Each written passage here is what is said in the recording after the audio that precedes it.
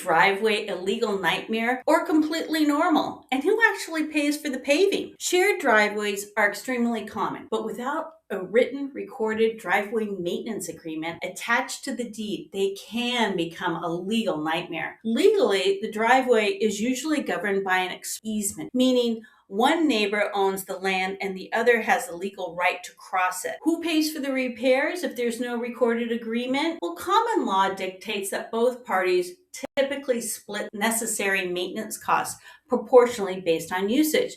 But if a neighbor refuses to pay, you cannot force them without taking them to court. Always verify the maintenance agreement during your title search. Learn more strategies in our paid workshop located at the firsttimehomebuyerworkshop.com so that you can transform from the learning in the process to fully empowered and essentially, I got this as a first-time home buyer. We can't wait to meet you.